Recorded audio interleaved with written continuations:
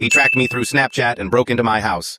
Until my ex showed up. It started innocently enough, a random friend request on Snapchat. His username didn't stand out, so I assumed it was someone from school or a mutual friend. I accepted. At first, his snaps were harmless. A picture of his dog, some scenery, and a generic streak message.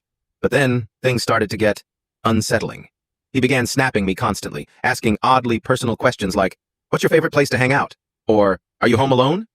I avoided answering, thinking he was just awkward. But then I noticed something creepy. He always snapped back within seconds, like he was waiting for me to respond. One Friday night, I was at home watching Netflix. I took a casual snap of my feet up on the coffee table with the caption, "Finally relaxing." Within minutes, he replied, "Cozy vibes. I'd join you if I could." That was weird. But it got worse. I didn't realize my Snap Map was on public that night. A little while later, he sent another snap, a blurry photo of what looked like my street. "Nice neighborhood," he wrote. My stomach dropped. I immediately blocked him and turned off Snap Maps, thinking that was the end of it. But I was wrong. Around midnight, as I was getting ready for bed, I heard something outside, a faint shuffling sound near the back door. I froze. My heart started racing. I tried to brush it off as an animal or the wind, but then I heard it again.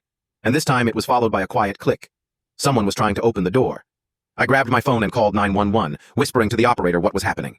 As I stayed on the line, I heard the faint creak of my front door opening. My stomach flipped. Did I forget to lock it? I rushed to my bedroom, locked the door, and shoved a chair under the doorknob. I could hear slow, deliberate footsteps coming down the hallway. My hands were shaking as I held my phone, whispering for help. "Please hurry," I begged the operator. Then I heard his voice. "Why'd you block me? I thought we were friends." I couldn't believe it. It was him, the guy from Snapchat. Suddenly, he started pounding on my bedroom door. "Let me in!" he shouted, his voice low and menacing. The door rattled as he threw his weight against it. I was trapped. Just as I thought the door was about to give way, I heard the sound of tires screeching outside. A familiar voice yelled, "Hey, get away from her!" It was my ex-boyfriend, Jake.